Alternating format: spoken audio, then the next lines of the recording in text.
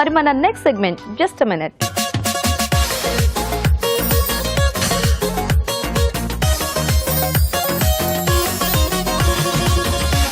Okay అండి, మరి మేతి పరోటా తయారీకి కావాల్సిన పదార్థాలు ఏంటో చూద్దాం. మేతి పరోటా తయారు చేయడానికి కావాల్సిన పదార్థాలు: తరిగిన మెంతి కూర 1 కప్పు, ఉడికించిన బంగాళదుంపలు 2, మైదా 1 కప్పు, ఉప్పు తగినంత, తరిగిన అల్లం 1 టీ స్పూన్, తరిగిన పచ్చిమిరపకాయలు 2, నిమ్మరసం 1 టీ స్పూన్, కొత్తిమీర కొద్దిగా, నెయ్యి 1 టేబుల్ స్పూన్, నూనె 2 టేబుల్ స్పూన్లు, జీలకర్ర 1 టీ స్పూన్. ఓకే అండి, మరి మేతి పరోటా కావాల్సిన పదార్థాలు చూసారు కదా. సో పరోటా అంటేనే చాలా మందికి చాలా ఇష్టంగా ఉంటుంది.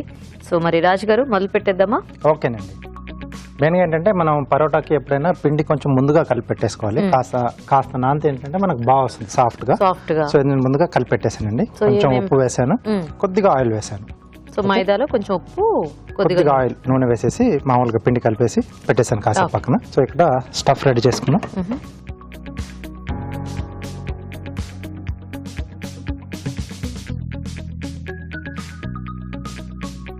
కొద్దిగా ఆయిల్ అండి. ఓకే, దీంట్లో కొద్దిగా జీలకర్ర. సో అది కొంచెం వేగిన తర్వాత సన్నగా తరిగిన అల్లం ముక్కలు, అలాగే తరిగిన పచ్చిమిరపకాయలు. సో దీంట్లో బంగాళదుంప కూడా యాడ్ చేస్తున్నారా రాజు గారు? అవునండి, బంగాళదుంప లేకుండా చేసుకోవాలనుకుంటే మనం పిండిలోనే ఇవన్నీ కొంచెం ఈ టెంపరింగ్ ఇచ్చిన తర్వాత పిండిలోనే పొడి పిండిలో వేసేసి బాగా కలిపేసి వాటర్ వేసి ముద్దలా చేసుకుని అప్పుడు పరోటాలో చేసేసుకోవాలి. సో అదే మేతి కూడా వేసేసి అన్ని వేయించేసుకుని అందులో వేసేసుకోవాలి. ఎస్ అండి. Okay okay. సో ఇది నేను స్టఫింగ్ మెథడ్ లో చేస్తున్నాను. సో మెంతి కూర స్టఫింగ్ మెథడ్ లో అంటే మనకి ఉట్టి మేతి అంటే వేయించితే మనకి ఎంతో అవ్వదు కదా. ఎస్, కాబట్టి బంగాళదుంప కంపల్సరీ మనకి. సో మేతి వేగాల, ఇది కొంచెం వేగాలండి. ఓకే, సో అది ఎలాగో కొంచెం బాగా వేగితే మంచి టేస్ట్ వస్తుంది కాబట్టి రాజుగారు వేయించుతూ ఉంటారు. ఈలోగా మనం ఒక మంచి చిట్కా చూద్దాం. పొడి చర్మం వాళ్ళేమో ఒక రకంగా బాధపడతారు, జిడ్డు చర్మం వాళ్ళేమో ఇంకో రకంగా బాధపడతారు. కానీ ఏదైనా బాధే కదండి.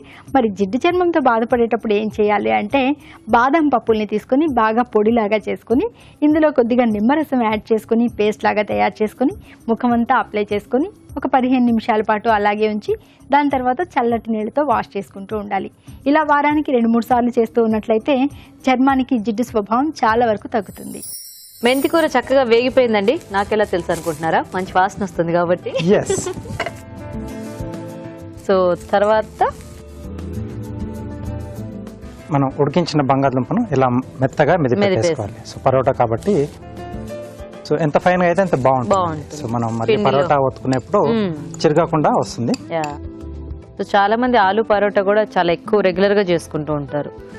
సో ఆలు పరోటాలో కూడా మనం కొద్దిగా మెంతి కూర యాడ్ చేసుకుంటే మనకి ఆ ఫ్లేవర్ అనేది డిఫరెంట్ గా వస్తుంది. సో దీని తర్వాత ఎందుకంటే పరోటాలో ఎన్ని చేసుకున్నా ఆలు పరోటానే ఫేమస్ కదా. సరిపడా ఉప్పు. ఓకే, సో ఇక్కడ స్టవ్ ఆపేసేసి కొద్దిగా నిమ్మరసం, ఓకే,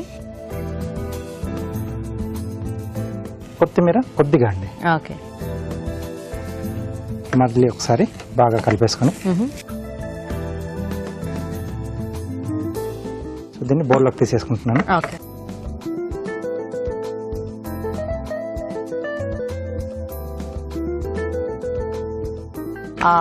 స్టఫింగ్ స్మెల్ చాలా బాగా వస్తుంది.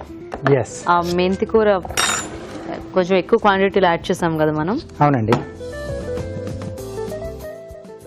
ముందుగా మనం కలిపి పెట్టేసుకున్న పిండిని తీసుకుని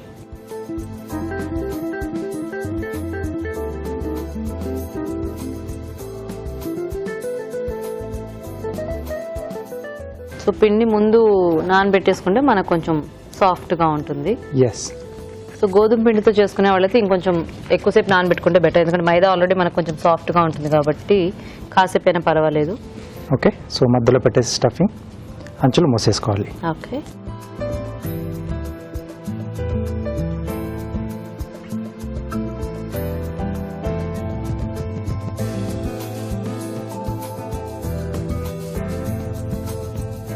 కొద్దిగా పొడిపిండి వేసేసుకుని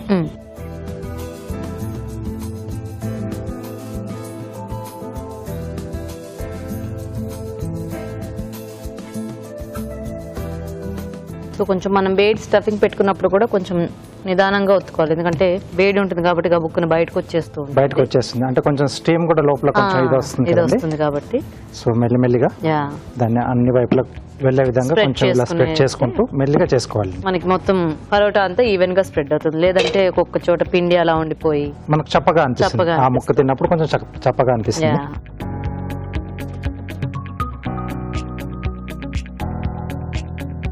నేతితో కాల్చితే బాగుంటుందండి, లేదా కొంచెం మనం వెన్నతో అయినా కాల్చుకోవచ్చు, అది వాళ్ళ చాయిస్. సో మనకు కాల్చడానికి పెద్ద ఎక్కువ నెయ్యి పట్టదు కాబట్టి ఓకే. అంటే పరోటా అంటే అందరం చేసుకుని తింటాం కాబట్టి ఒక్కొక్క పరోటాకి అలా ఒక హాఫ్ స్పూన్ నెయ్యి పడితే మనకి పర్వాలేదు, తినొచ్చు.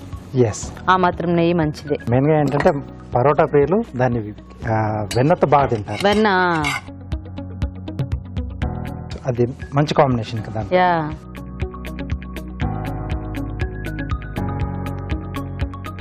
ఓకే, మళ్ళీ ఇటువైపు ఇంకోసారి టర్న్ చేసేసుకుని సో రెడీ అండి. సో దీన్ని కట్ చేసేసుకున్నాం pieces.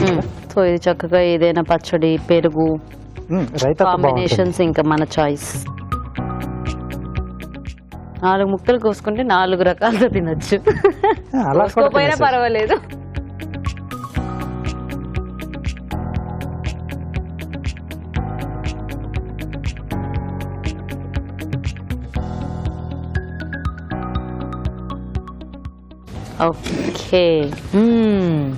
Okay, methi paratha ready. Paratha మాత్రం చాలా ఘుంగుమలాడుతుంది. యాక్చువల్ గా మేతి ఫ్లేవర్ చాలా బాగా తెలుస్తుంది. నైస్. సో పరోటా రెడీ అయిపోయింది కాబట్టి ఇప్పుడు మనం కార్వింగ్ చూద్దాం.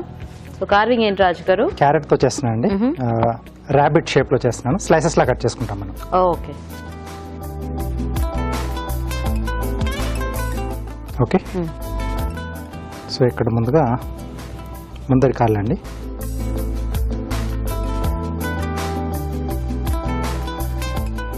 ఓకే, సో ఇవి అలా వచ్చేస్తాయి. నెక్స్ట్ వచ్చేసి టేల్,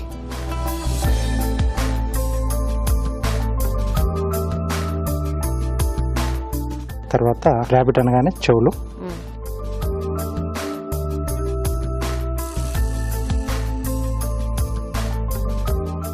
సో మధ్యలో ఇది కొంచెం లేవల్గా చేసుకోవాలి.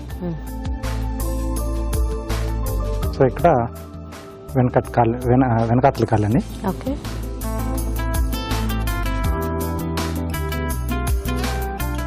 ఓకే, సో ఇలా వస్తుంది. ఇది లెగ్స్, ఇది టేల్ వచ్చేసింది మనకు. సో ఇక్కడ చెవులు, ఇది ఫేస్ అండి. కావాల్సి దీన్ని కొంచెం ఇలా చిన్న డిజైన్ ఇచ్చేసుకోవచ్చు టైల్ కి, కొంచెం ఆ వేరియేషన్ అనేది తెలవడానికి. సో దీనికి మనకు కావాల్సిన స్లైసెస్ కట్ చేసేసుకోవాలి.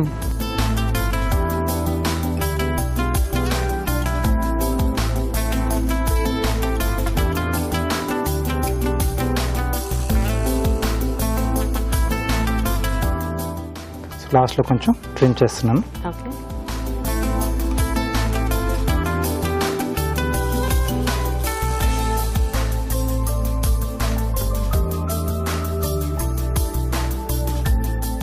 వీటికి కావాల్సిన మనం ఇక్కడ టూత్ పిక్ తో కొంచెం చిన్న రంధ్రం చేసేసి కళ్ళు పెట్టచ్చండి. ఆవగింజలతో పెట్టేస్తే ఎస్.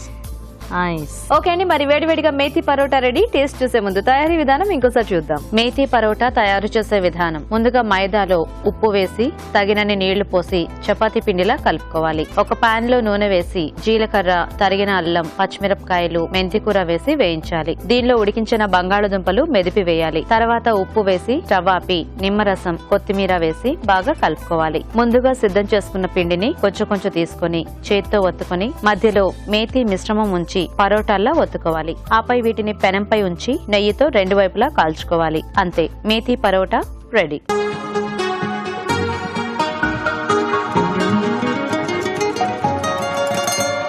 ఇప్పుడు ఒక చిట్కా చూద్దాం.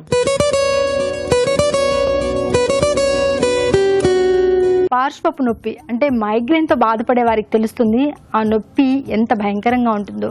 చాలా నొప్పిగా అనిపిస్తూ ఉంటుంది, అసలు ఒక రకమైనటువంటి బాధకు గురవుతూ ఉంటారు. మందులు ఎన్ని ట్రై చేసినా కూడా కొన్ని చిట్కాలు కూడా అప్పుడప్పుడు ట్రై చేయాలి కదా. ఇలాంటిదే ఈ చిట్కా కూడా. రోజు రాత్రిపూట ఒక గ్లాస్ నీళ్లలో కొద్దిగా పటిక బెల్లం వేసేసి అలాగే ఉంచేయాలి. ఆ పటిక బెల్లం వేసిన నీటిని ఉదయం లేస్తూనే తాగాలి. ఇలా 15 రోజుల పాటు చేస్తూ ఉన్నట్లయితే చాలా వరకు పార్శ్వపు నొప్పి అనేది తగ్గిపోతుంది.